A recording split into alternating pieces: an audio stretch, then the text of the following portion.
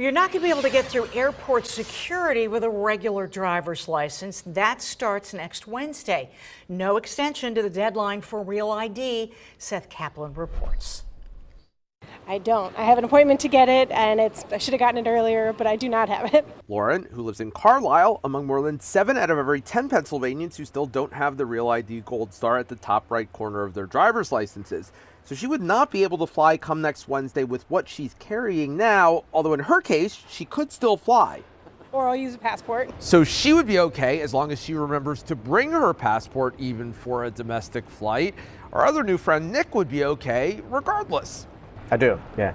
Nick Bonfante, flying from Harrisburg to Charlotte, flies a lot in general and got his Real ID back before the rush. I had it for travel, and now I have it. It wasn't too hard to do at the time.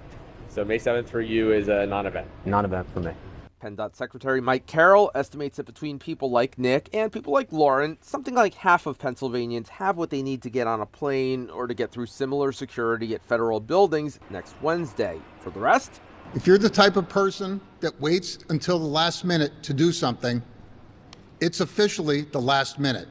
and if you're not flying and don't have another specific need for Real ID next week, this counterintuitive advice you might not have expected to hear from PennDOT. The likelihood is that after May 7th, there'll be a little bit of a downtick in terms of the folks showing up at the driver's center. So if you have a flight for August, for example, or September, you by waiting 2 weeks, you might save yourself some time at the driver's license centers. Seth Kaplan, ABC 27 News.